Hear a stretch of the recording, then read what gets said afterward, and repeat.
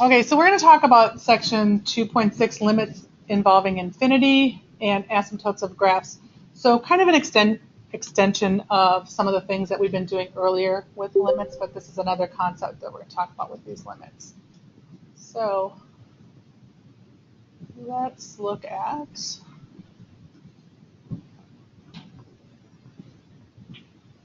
this. First thing we're going to talk about is finite limits. So we're going to look at what happens when x is approaching infinity, positive infinity, or negative infinity. So the first function, f of x is equal to x over x minus 4. So it's a rational function. So a function that we're kind of familiar with, that we've seen before. And what we want to do is we want to look at what happens to f of x when x takes on larger values, both positive and negative. So we're looking at what happens when x gets bigger and bigger positively and bigger negatively.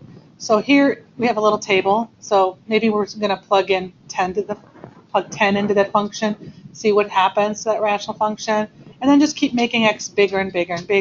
So starting at 10, and then 100, and then 1,000, and 10,000. So if you have a calculator, you can start plugging some of these values in. So in the numerator, for this first one, we're going to have 10. And then in the denominator, we're going to have 10 minus 4. So you can do that.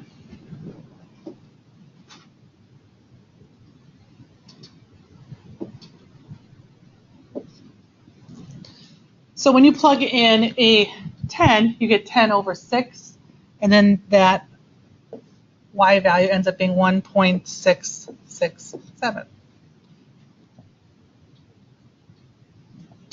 And then has anybody plugged in a 100 to see what happens when you plug in a 100?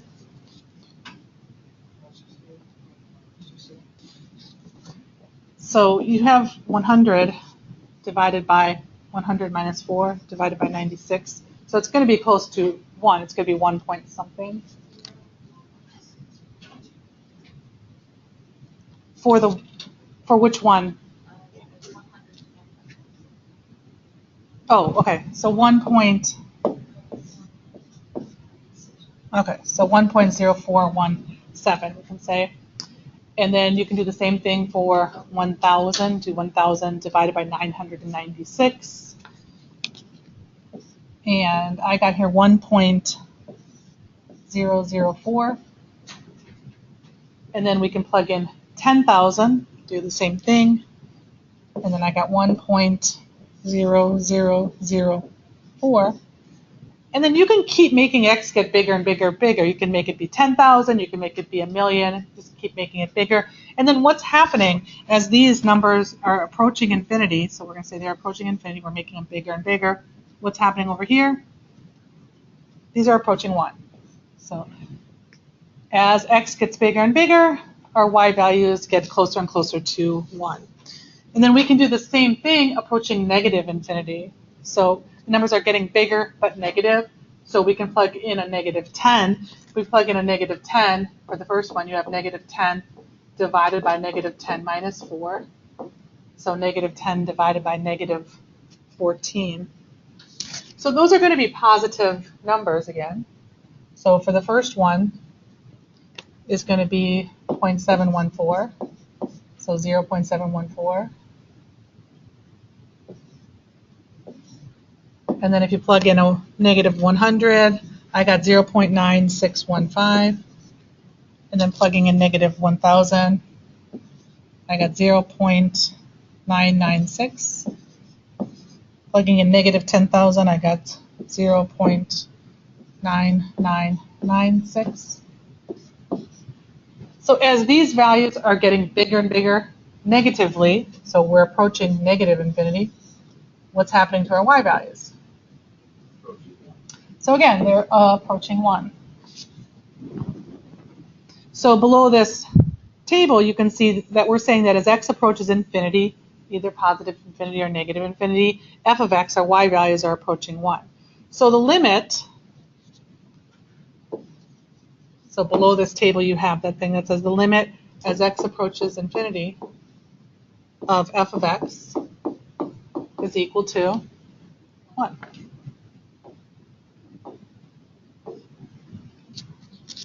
And similarly, and that's positive infinity. Similarly, the limit as x approaches negative infinity of f of x, that one's also going to be equal to 1. So therefore, we can say that the line y is equal to 1 is going to be a horizontal asymptote.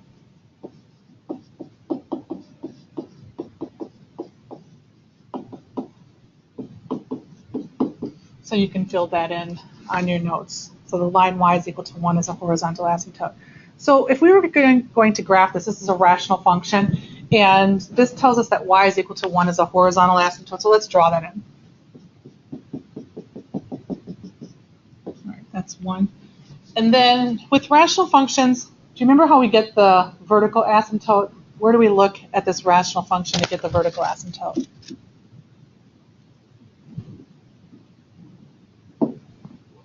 Where do we look at this function to get the vertical asymptote?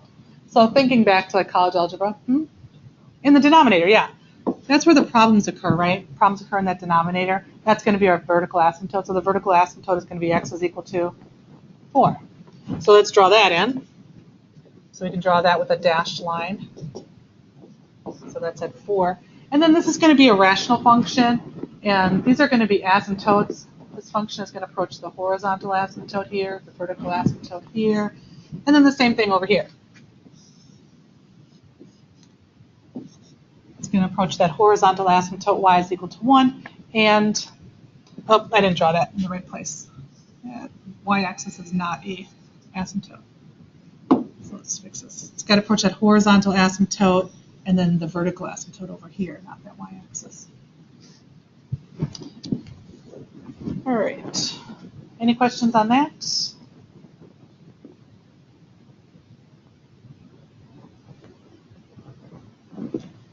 All right, then we have a couple of definitions at the bottom of that page. So let's just take a look at those. So the first one says that if the limit as x approaches positive infinity of f of x is equal to L, so it's some number L, that's going to be our limit. If the values of f of x become very close to L, just like in the last example, they got really close to 1, when x takes positive values. Or we can say that f of x approaches that limit L, that means our y values approach 1 as x approaches infinity. So here's our definition of horizontal asymptotes. The line y is equal to L is a horizontal asymptote of the graph y is equal to f of x if either the limit as x approaches positive infinity is equal to L, or the limit as x approaches negative infinity is equal to L. So that's what happened in that first example that we did. So we had that line y is equal to 1. That was our horizontal asymptote because the limit as x approached infinity of the function was equal to 1. And that worked for both positive and negative infinity. All right, then let's go to the next page in your notes, and let's look at another rational function.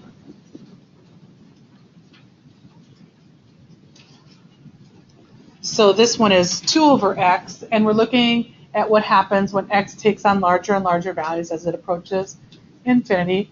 So let's find that limit, and then let's find the horizontal asymptote. So what I want you to do, is to get your calculator out and plug all of these values in, and then answer that question. Find the limit and then find the horizontal asymptote.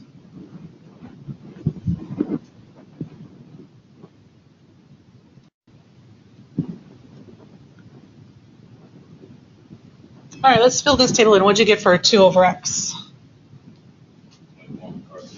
So 0.2, and then 0.02.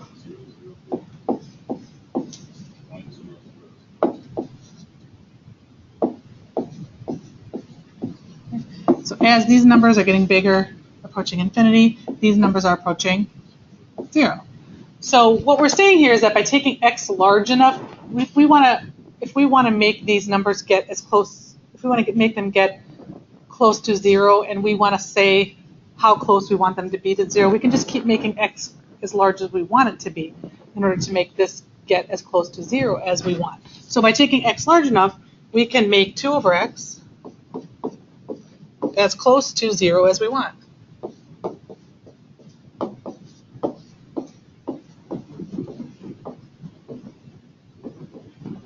So what is the horizontal asymptote? And as an equation, what is it? So y is equal to 0 is going to be the horizontal asymptote for that. And that's because as x approaches infinity, the limit approaches 0. All right, let's do a couple more functions here.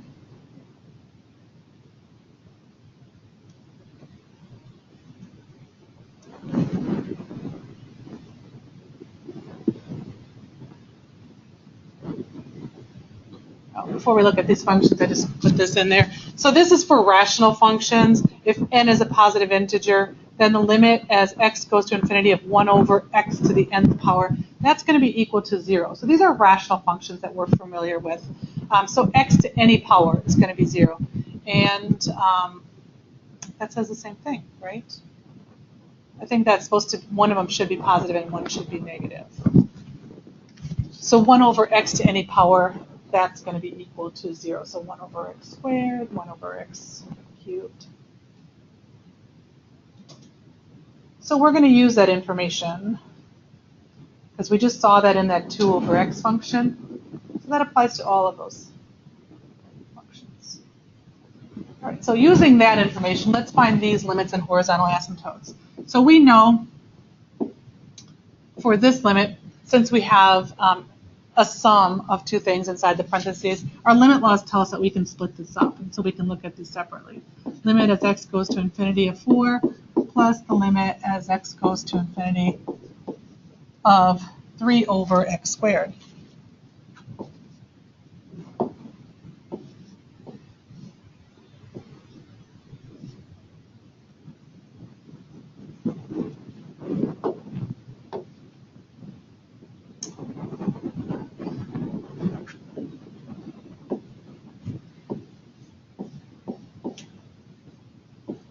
All right, so limit as x approaches infinity of 4. So limit of a constant is just going to be whatever that constant is, so that's going to be 4.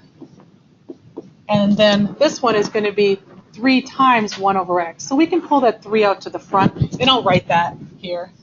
You don't have to, if you're taking a test and you're doing a limit like this, you don't have to write every single one of these steps. But I just want to show you, we can pull that limit out, the numerator out to the front. As x goes to infinity of 1 over x squared. So this is going to be equal to 4 plus 3 times. And what is this limit going to be? As x approaches infinity of 1 over x squared. That's going to be equal to 0. And we know that from this definition up here and what we just saw with that 2 over x. So that's going to be equal to 4. So it doesn't matter what power it is, that's going to be 1 over x to the 10. Correct. Yeah, the same thing is going to happen if you would make a table of values and you would start plugging in 10 and 1 million. You know, you'd get something like 1 over some really big number in the denominator. So if you have 1 over a really big number in the denominator, that's going to just be really close to 0 when you do that division. Yeah, this example here. Yeah.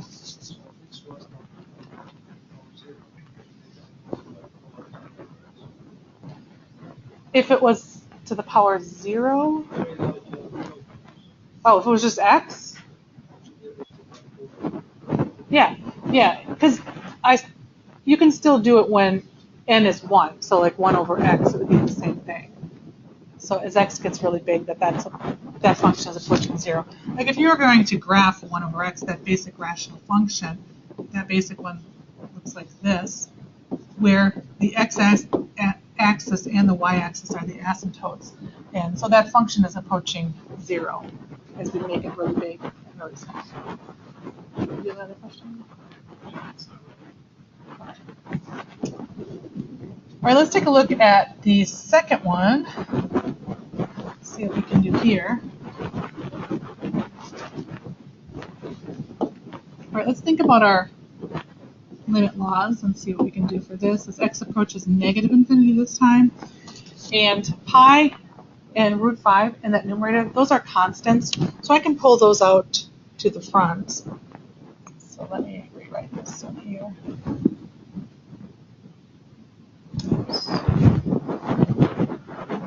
So we can pull that pi and that root 5 out to the front.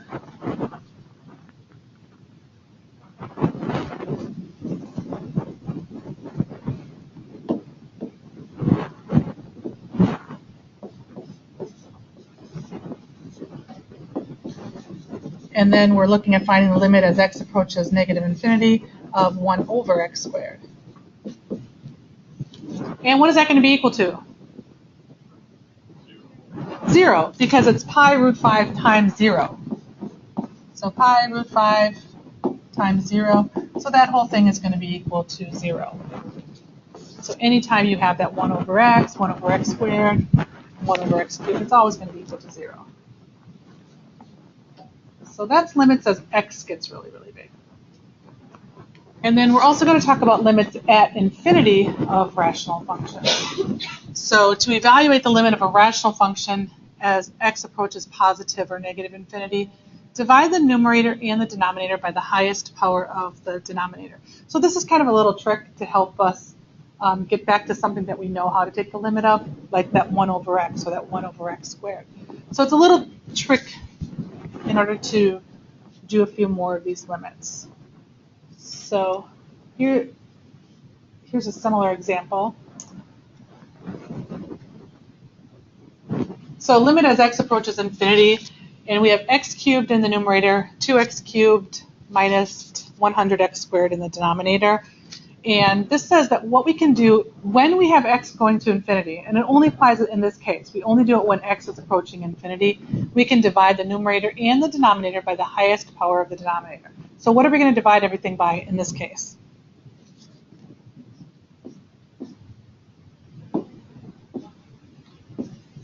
So limit as x goes to infinity, the highest power of the denominator is going to be, so it's going to be that 3. So we're going to divide everything by x cubed. So we can take the numerator divided by x cubed, and then we can take the denominator. We're taking the whole denominator and dividing it by x cubed. And then when we do that division, we're taking each term and dividing it by x cubed, right? So 2x cubed divided by x cubed minus 100x squared divided by x cubed. And then let's see what's happening when we do that division. So then we have the limit as x goes to infinity. The numerator now is 1. And in the denominator, 2x cubed divided by x cubed, those x cubes cancel, and we have a 2 minus, and what do we have left in the denominator? So 100 divided by x, right? Because we can cancel an x squared from the numerator and denominator. So we have 100 minus divided by x. Okay. Now we can look at what's happening when x approaches infinity. We have something much easier to deal with now. As x gets really, really big over here, we can look at taking a limit of the numerator, a limit of the denominator. We can look at taking the limit of 2, the limit of the 100 minus x. So this thing, we know when we take the limit of the numerator, that's going to 1. This thing, I mean to do that. All right, this thing is approaching 2. And what's happening with this thing when x gets really, really big? When x approaches infinity, it's going to 0. So we're thinking about, we have 100 divided by 1,000,000, 100 divided by 1,000,000,000. So in that case, if you look at your calculator, that's going to just keep getting closer and closer and closer to 0. So anything divided by an x, or an x squared, x cubed, just like we've been doing, this thing is approaching 0. So we have a 1 in the numerator. In the denominator, we have 2 minus 0. So the limit of this function is going to be equal to 1/2. Because x is approaching 0. X is approaching infinity. This 100. For everything that you put into x, a large number, it basically gets closer and closer to 0. You can substitute 0 for that as a whole. I'm not substituting 0. I'm just saying when x gets big, if we're looking at what's happening, if we're looking at the limit of 100 over x, so we're looking at what happens when x gets big. So we can pull that 100 out to the front, so we don't care about that. It just kind of comes along just like we did in the previous example. So we're really looking at 1 over x. looking at that function of 1 over x. Now we're making x get really, really big. So now we have 1 over 10,000, 1 over 100,000. And then that's what we did in the table up above where we did 2 divided by x. That's the first one that we did. So we had, the 0.02, 0.002, 0.0002. And it just keeps getting smaller and smaller and smaller. So that's what's happening when we plug in a number that's really, really big. It gets really, really small. Okay? That makes sense? Yeah, I'll follow that. Okay. All right, so go ahead and try the second one. This is one where we have a limit as x goes to infinity, and we have x squared in the numerator, x squared in the denominator. So we're going to divide everything by the highest power of the denominator. Highest power of the denominator is x squared. So divide everything by x squared, simplify it, and then take the limit of it.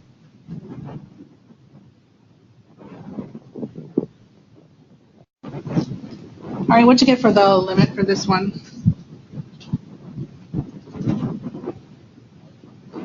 So -1. So when you divide everything by x squared, in the numerator you get 1, right? So you should have the limit. This pen's not working. Let me switch it to the other screen.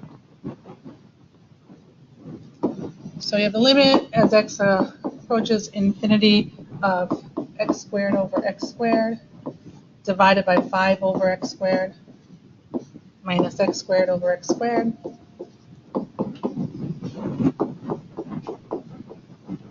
So you should have gotten 1 over 5 over x squared minus 1.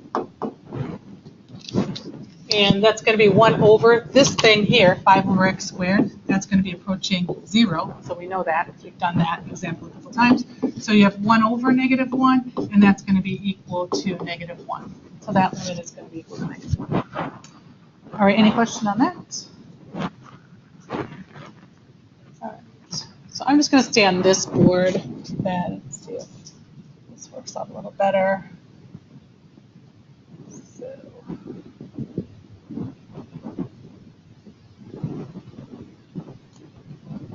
Okay, so let's look at the next example, C.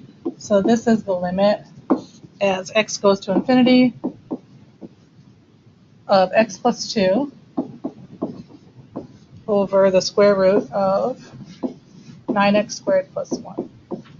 All right, so we're going to divide the top and the bottom by the highest power of the denominator, but it's a little tricky here because here we have a square root of x squared. So what is really the power in the denominator when you have the square root of x squared? It's really x, right? X to the first power.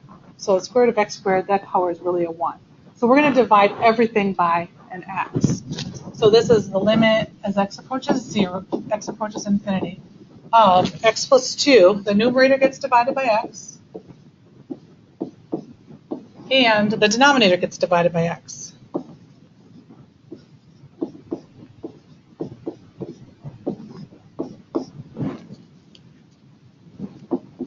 All right, then we're going to do a little algebra to simplify this. So I haven't done anything just other than show that we're dividing the numerator and the denominator both by x. So this is the limit as x approaches infinity. And then let's do the division in the numerator. This is x over x, which is 1, plus 2 over x. So that's the numerator. And then for the denominator, we're going to do a little trick here. In order to simplify that denominator, we're going to leave the 9x squared, square root of 9x squared plus 1 alone. But the trick that we're going to do is we're going to rewrite x as a square root of x squared. Because they're the same thing, right? Square root of x squared is x. So this is not something that you would really know how to do looking at this problem. It's a little trick that you kind of need to be shown how to do first time. So we're going to write x as a square root of x squared. They're the same. I can do that, right? What that allows me to do is to combine that denominator into one fraction. So this is the limit as x approaches infinity of the 1 plus 2x just stays the same. And now what I can do is combine this underneath one radical. So underneath that radical, now I have 9x squared plus 1 divided by x squared.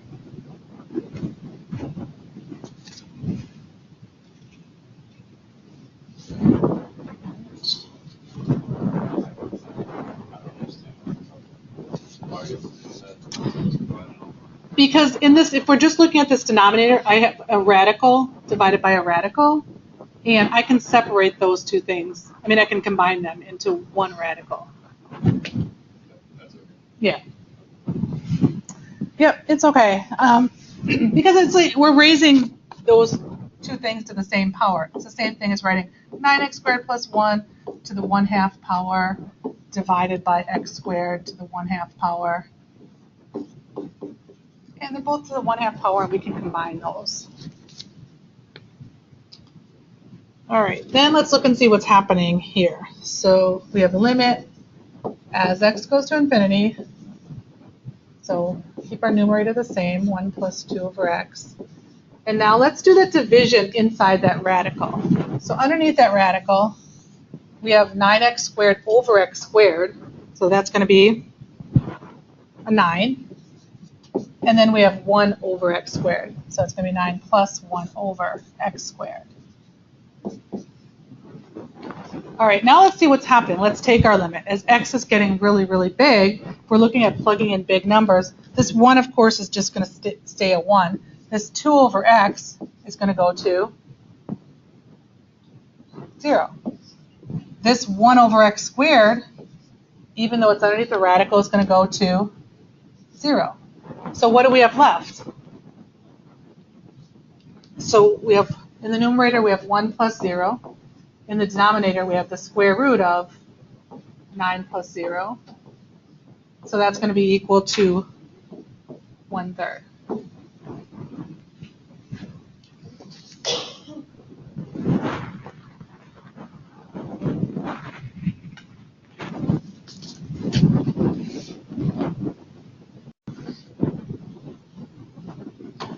All right, then take a look on your lecture note sheet. And the next page, there's 2 more problems, so D and E. So go ahead and try D and E on your own. And one of them has that square root, so you have to do that little trick.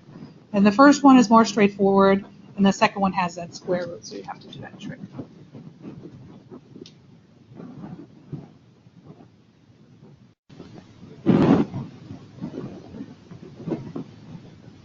All right, so if we take a look at D, you guys should have divided the top and the bottom by x cubed.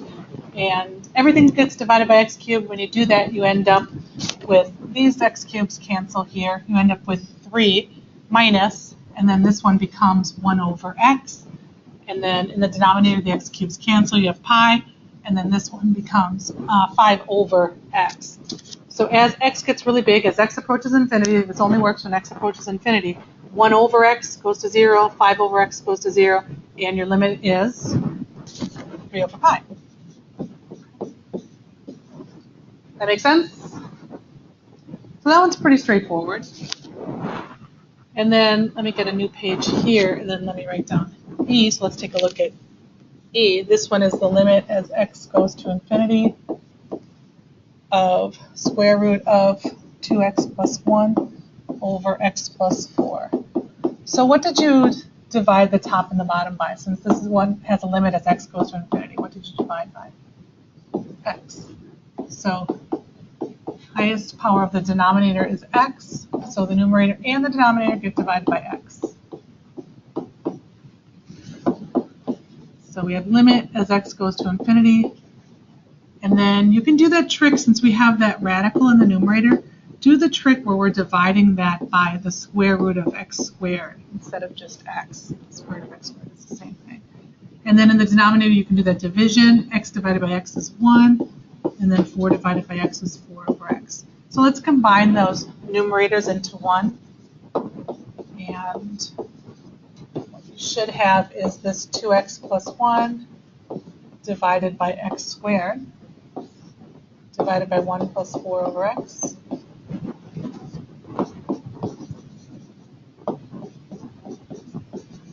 Okay, underneath the radical, then what do we end up with? So we have 2 over x plus 1 over x squared. And then in the denominator, I'm just going to copy that. So what's happening in the numerator?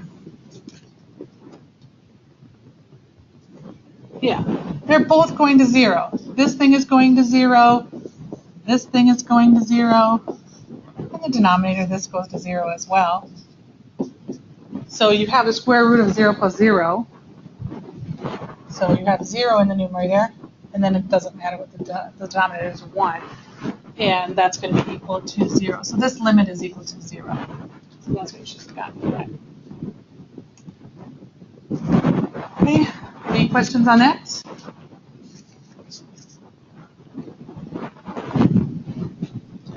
All right, let's go back to your lecture notes then.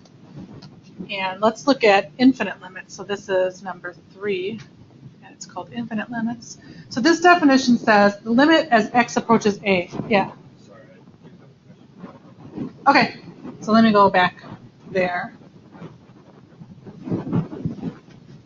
Okay. The top right one, Yeah. right there, and you realize that the top is going to be 0 and stop right there. Right here. Yeah. So in the numerator. Yeah. So knowing, like, how do you know that that's going to be 0? Like, based upon what? Because x increases is always going to be a positive number up top Mm-hmm. after the square root. And it's over x. You get to 0 in your numerator over the x over x plus 4 over x. So right there, you know you can't solve it.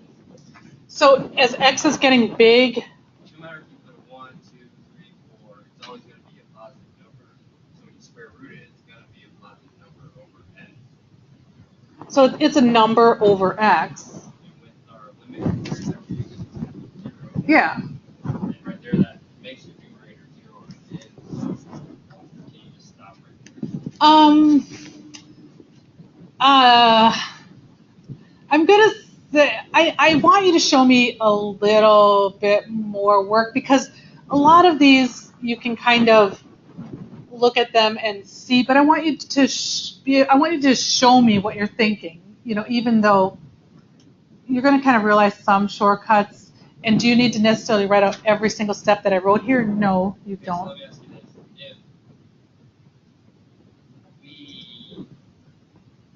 If we Show me that you're dividing by x. Show me what's going on. You can draw some arrows in there like I did down at here. the bottom separated into the two fractions, Yeah. and then it just dawned on me that curve is going to be a positive number over x. So if we show like the next steps of that becoming 0 and everything. Yeah, or even show me, just, put an arrow here, tell me what's happening here, and then I'll buy that. So at least give me a little bit of your thought process as part of the showing work part. All right, so let's talk about the third thing, infinite limits. So now the limit as x approaches a, so a is a number now instead of infinity. F of x is going to be equal to infinity. Here's where our infinity is now, as our limit is going to be equal to infinity instead of our x values approaching infinity. If the values of f of x, our y values, increase without bound, so there's no bound to them, no limit, when x becomes very close to a. So let's look at this example. So let's find the limit as x approaches 0 now of functions similar to what we had before. So now we have 3 over x squared, but now we're getting really, really close to 0 from both the left side and the right side. So for example, we're starting at when x is 0.1, and then we're going to 0.01, and then 0.001, 0.0001, and just keep getting closer and closer and closer to 0 here. And we're going to do the same thing that we did before.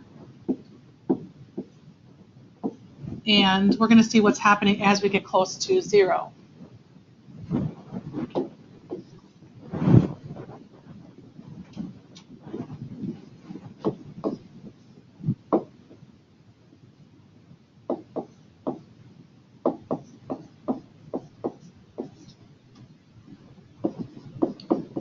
So 3 over x squared, when x is 0.1, did you guys do that one? Plug in 0.1 into that function.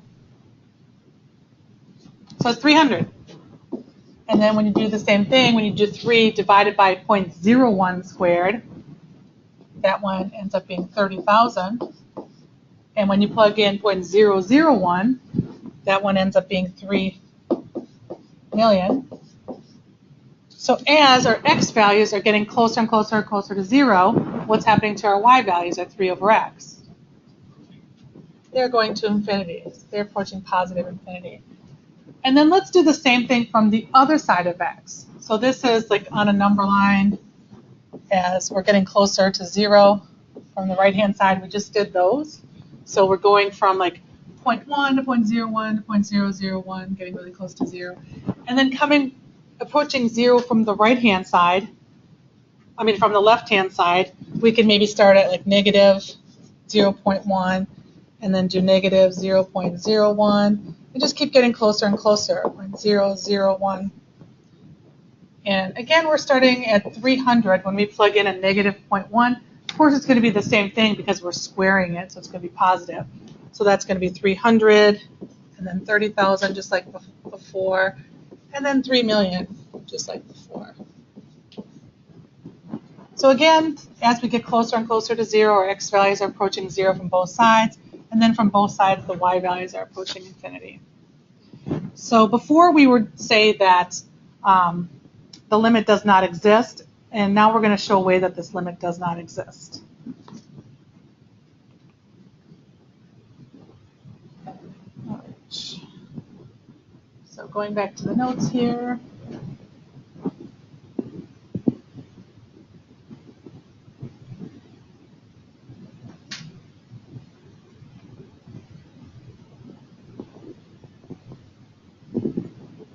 All right, so infinity isn't a number. It means that f of x just increases without bound. So let's find the limit as x approaches 1 from the right-hand side of 1 over x minus 1. So as we approach 1 from the right-hand side, we're taking in numbers that are getting close to 1 on our number line. So if you draw a number line that has a 1 on it, and you're getting close to 1 from the right-hand side, what kind of numbers are we going to be plugging in here, or thinking about plugging in? So greater than 1, like 1.01, getting close to 1, 1.001. So what happens in the denominator when x is approaching 1 from the right-hand side? I need to switch the screen here.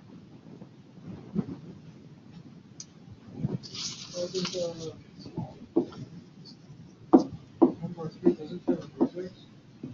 What? Number 3,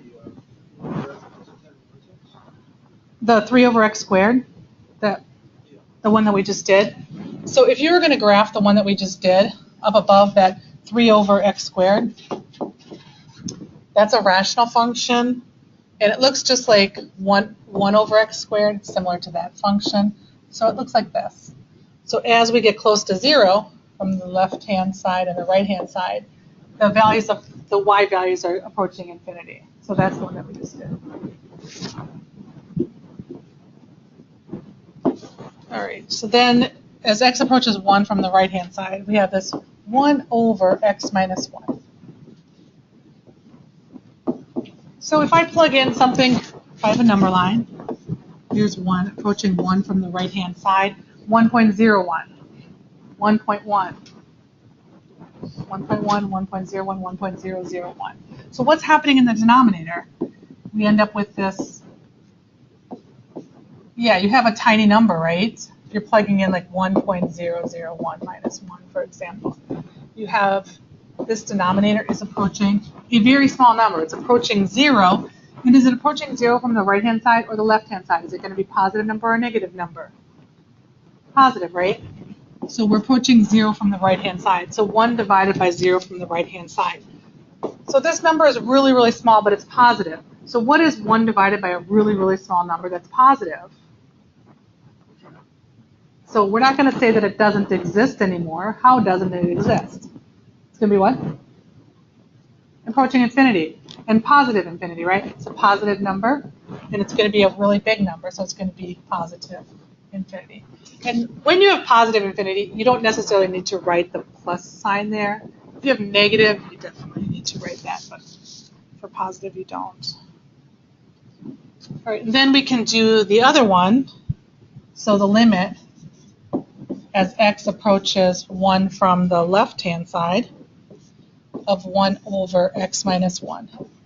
So now we're approaching 1 from the left-hand side. So it's going to be a number that's just a little bit smaller than 1. A little bit smaller than 1. What's going on here then?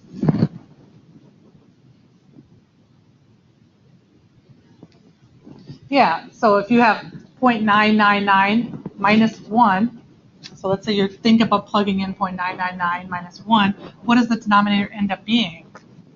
What does it end up approaching? Like, let's see if I can- So negative infinity, right? Because this thing is going to be approaching 0 from the left-hand side. 0 from the left-hand side. So it's getting really close to 0, but it's going to be negative. So negative 0.00001. And so that's going to be negative infinity for that one. So if we do that on a graph, it would just be going on a curve down or That's going to be a rational function shifted. It's the graph of 1 over x shifted to the right 1 unit. So it would be like, it's going to be this. And so, because we have a vertical asymptote at 1, so we have this vertical asymptote at 1. And then as x approaches 1 from the left-hand side, this is getting bigger negatively, so it's negative infinity. As it approaches that asymptote from the right-hand side, it's going to be positive infinity.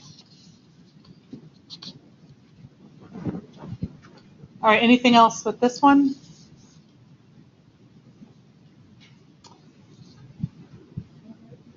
So at the bottom of that page, rational functions can behave in various ways near zeros of the denominator. So let's look at another example here. This is the limit as x approaches, and does that say 2? 2 of x minus 2 squared divided by x squared minus 4. Okay, so we don't have that rule that we can't divide this by the highest power of the denominator like we did before because we're not approaching infinity. And if we plug in 2, the denominator is 0, so we can kind of see what's happening around 2, like as we get really, really close to 0. Or we could try doing a little bit of algebra first. Maybe we could try factoring the numerator and denominator. So we have the limit as x approaches 2 of x minus 2 squared is just x minus 2 times x minus 2. And then the denominator factors is x minus 2 times x plus 2. And when we cancel those x minus 2's out, we end up with limit as x approaches 2 of x minus 2 over x plus 2. And now we can plug that 2 in. So this is similar to the way that we had been doing limits previously, is we see if we can plug that number in. If we can't, try to do some algebra, try to factor. Because now we can plug it in, and we have 2 minus 2 in the numerator, 2 plus 2 in the denominator, and that's going to be equal to 0 over 4, which is 0.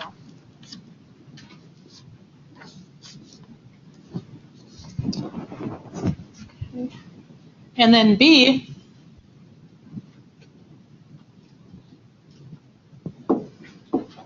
we have the limit as x approaches 2 of x minus 2 over x squared minus 4. So similar to the last problem, except now we don't have the x minus 2 being squared in the numerator, but we can still factor that denominator, and then you can look at canceling common factors. So what are you going to end up with for this one? So you end up with 1 over 4. So the x minus 2's cancel.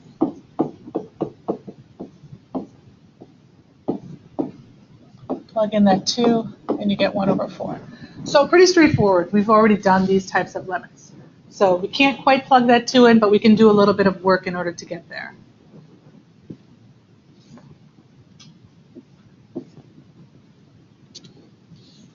And let's take a look at C then. C is the limit as x goes to 2 of x minus 3 over x squared minus 4. So this problem looks the same as B, except now I just changed the 2 to a 3. And, oh, it's 2 from the right-hand side? Okay, thanks. So 2 from the right-hand side. And I can still factor that denominator, but there's nothing else I can do with the numerator. So I have x minus 3 over x plus 2 times x minus 2.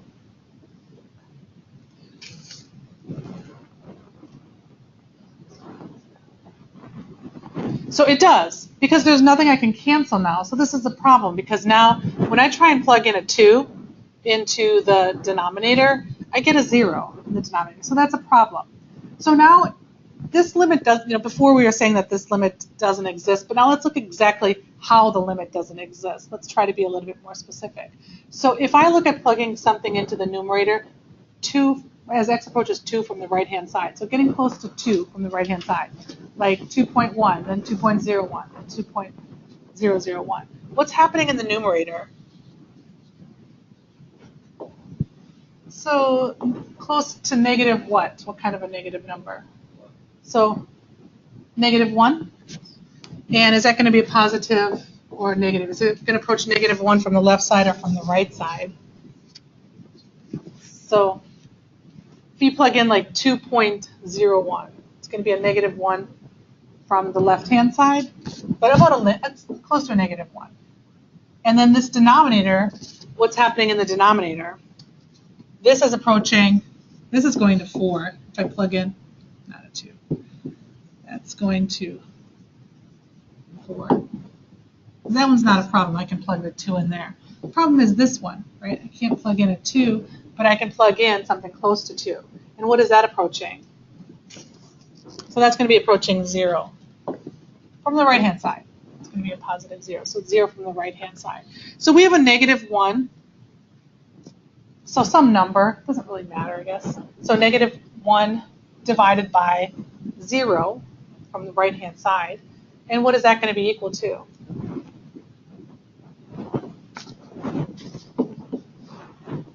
So negative 1 divided by, this is going to be a really small number, right? 0. Really small. So negative 1 divided by something really small. Negative infinity.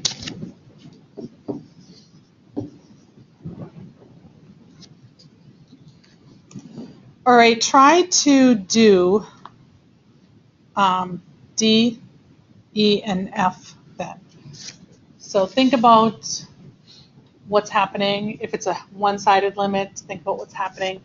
Try to plug the number in. If it doesn't work, figure out how those limits don't exist. Whether they're approaching infinity, positive infinity, negative infinity, do not exist.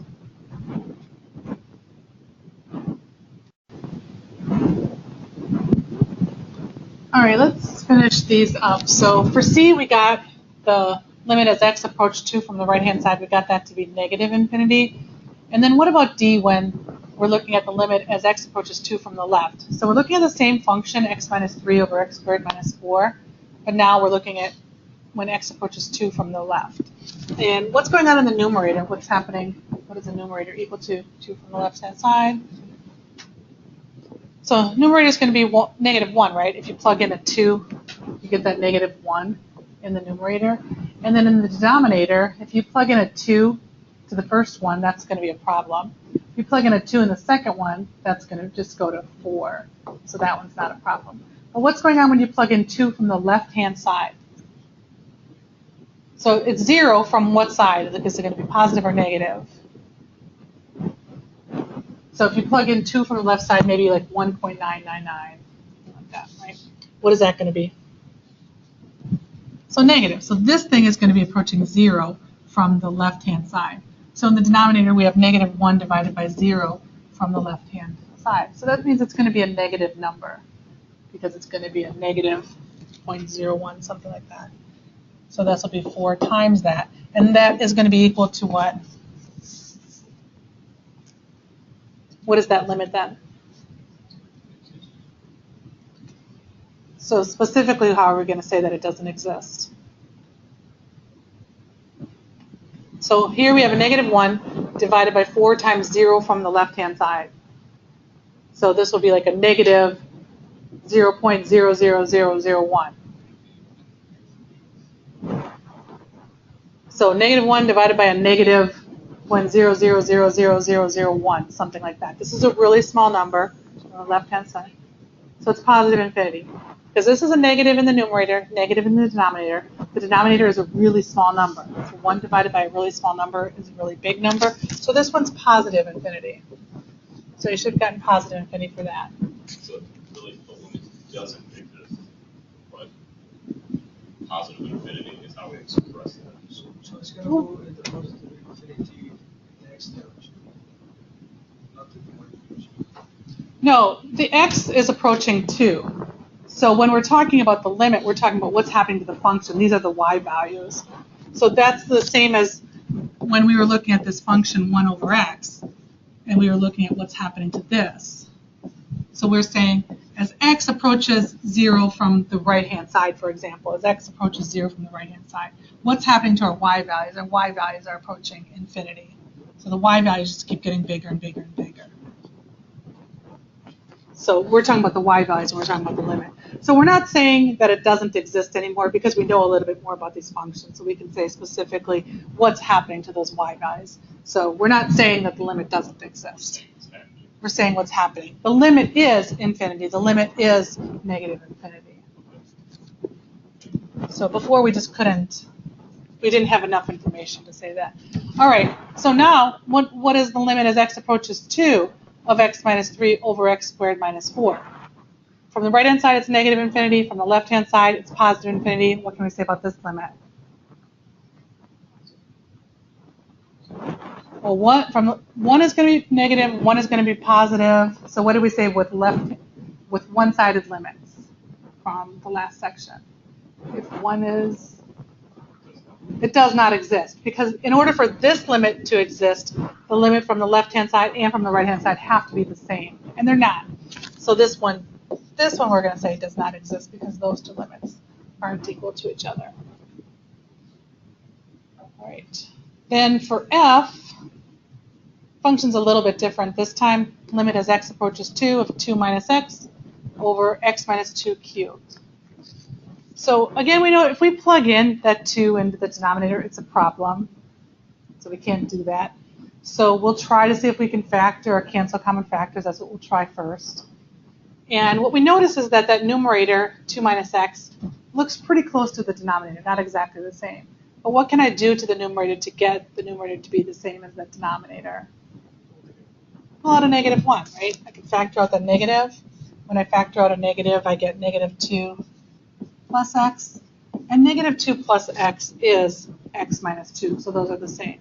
So now I can cancel one of these, the numerator, with one of them in the denominator. And then I'm left with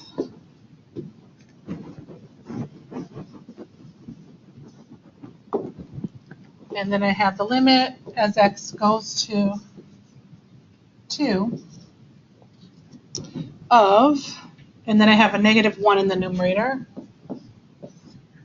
And then in the denominator, I have that x minus 2 squared. So still have a problem in that denominator, but we've simplified it a little bit. So if I'm looking at what's happening when we plug in a 2, what's happening in the denominator? So whether I'm coming from the left or the right, it doesn't matter because I'm taking something and I'm squaring it. So what's happening in the denominator? So that's going to be, if I plug in like a 2.0001, that's going to be something really, really small that's being squared. So that denominator is going to be going to 0. From the left or the right?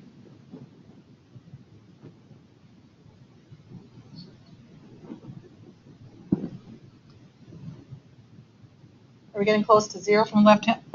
Are we getting close to 0 positively, or are we getting close to 0 negatively?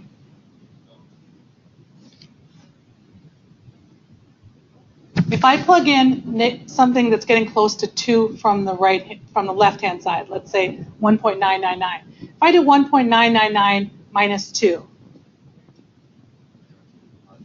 it's a negative, and then you square it, and then it's positive. So is it getting close to 0 from the left side or the right side? The right side, it's a positive number because we're squaring it. It doesn't matter if what's inside the parentheses is positive or negative. It's something really, really small, positive or negative, but we're squaring it.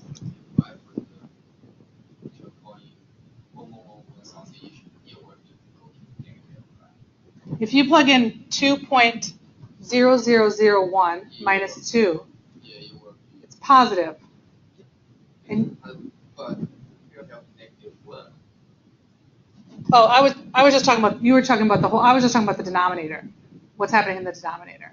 So the denominator is always going to be positive, so it's going to be 0 from the right-hand side. So then to finish it, then we have -1 divided by something really, really small that's positive, so 0 from the right-hand side. So what that's going to be equal to, the whole thing is -infinity. Because this is a -1. Just because that's what we have in the numerator. It's -1 divided by something really, really small. And you can put those really small numbers into your calculator just to reassure yourself. Do -1 divided by 0.000001 and then see what happens.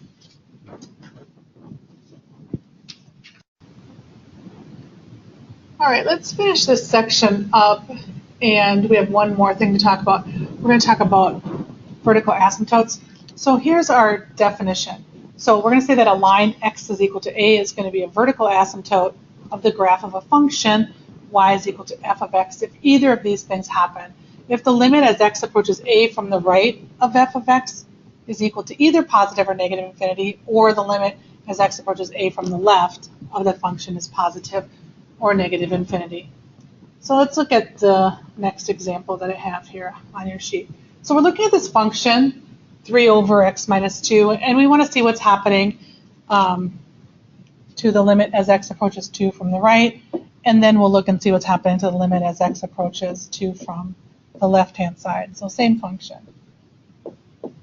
So let's make a table and kind of see what's happening in the table, and then we'll use that to look at these limits. So we're approaching x, x is approaching 2 from the right-hand side. So maybe we're starting at 2.1, but then we're getting closer and closer to 2. So then we're going to 2.01, then we're going to 2.001. So kind of what we've been doing already. And these values are getting closer and closer to 2. What's happening to these y values? If I plug 2.1 into the function, if I have 3 divided by 2.1 minus 2, so I have 3 divided by 0.1, that ends up being 30. And then if I have 3 divided by 0.01, that ends up being 300 for this one. If we plug in 2.001, this is 3,000. And then if we do the next one, we get 30,000, 300,000, and so on. And you can see that this is going to be approaching positive infinity. So as x approaches 2 from the right-hand side, our y values are approaching positive infinity. And doing the same thing from the left-hand side, now approaching 2 from the left-hand side. So we're not looking at negative numbers, but maybe we're starting with 1.9 and then we're going to 1.99. How are we getting close to 2? 1.999. So that's getting us closer and closer and closer to 2. So these are all approaching 2. And then the y values, if we plug 1.9 into the function, we have 3 divided by 1.9 minus 2, or 3 divided by negative 0.1. So that's negative 30. This one is negative 300. This one is negative 3,000. And this is going to negative infinity. All right, so let's fill this in. Limit as x approaches 2 from the right-hand side. So we did that one over here. That one is equal to positive infinity. And the limit as x approaches 2 from the left-hand side. We just did that one over here. That's going to be equal to negative infinity. So based upon our definition of that vertical asymptote, since we have a limit as x approaches 2 from the right-hand side, that's positive infinity. As it approaches 2 from the left-hand side, that's negative infinity. So there's going to be a vertical asymptote.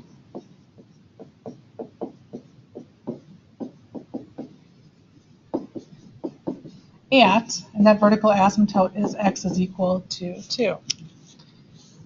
So then we have, let's find the limits and the vertical asymptotes for these examples then. So the first one It says the limit as x approaches 4 from the right-hand side, and our function is x over x minus 4.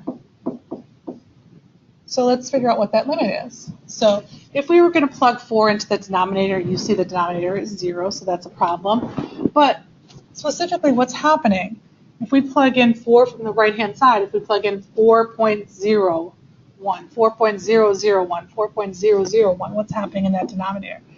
It's getting close to 0, right? It's getting to be a really, really small number. But is it approaching from the left-hand side or the right-hand side of 0? Is it positive or negative? It's going to be a positive number. And that denominator, or the numerator, it's just going to 4 if we plug that 4 in. So we have 4 divided by a really, really small negative number, and that's going to be positive infinity. So the limit of that function is positive infinity. So what's the vertical asymptote? We can say that the vertical asymptote is going to be x is equal to 4. So x is equal to 4 is a vertical asymptote.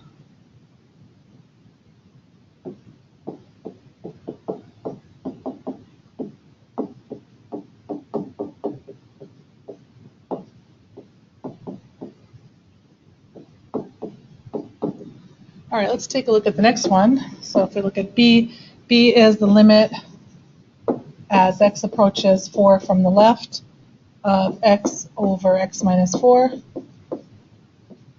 And we'll look at this the same way. If we're plugging in a number to the left of 4, maybe we're starting with 3.9 and then going 3.99, 3.999, just getting closer and closer to 4.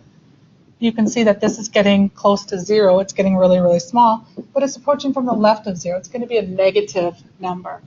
The numerator is still 4. So we have 4 divided by a really small negative number. That's going to be negative infinity. So x is equal to 4 still is a vertical asymptote for this function. And let's look at C. For C, we have the limit as x approaches 0 from the left, 1 plus cosine of x divided by the sine of x. So if we look at plugging in something that's approaching 0 from the left-hand side, what's going on with the sine function? If you're thinking about the sine function looks like this. And if you're plugging in something that's getting really, really close to 0 from the left-hand side, that denominator, it's going to be a negative number down here, right, as we get close to 0. So that's going to be approaching 0 from the left-hand side. And then if we plug 0 into the numerator, so the numerator is not a problem. We can plug 0 in for x in the numerator. Cosine of 0 is 1, so the numerator is going to be approaching 2. So we have 2 divided by a really small negative number, and that's going to be negative infinity also. So what can we say about a vertical asymptote for this one? So the vertical asymptote is going to be 0. So x is equal to 0 is a vertical asymptote.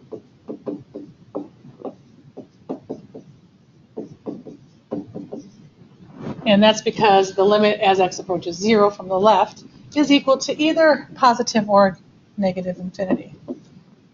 And for the last one, the limit as x approaches 0 from the right-hand side of 1 plus cosine of x divided by sine x. So we're looking at the same function, but now just approaching 0 from the right-hand side. Numerator is the same. Numerator is just going to be going to 2. Denominator, now we're looking at plugging in something positive, really small, but a positive number. So the sine of 0.0001, something like that. And that's going to be equal to positive infinity this time. So x is equal to 0, still the vertical asymptote for this function. All right, and that is the end of section 2.6.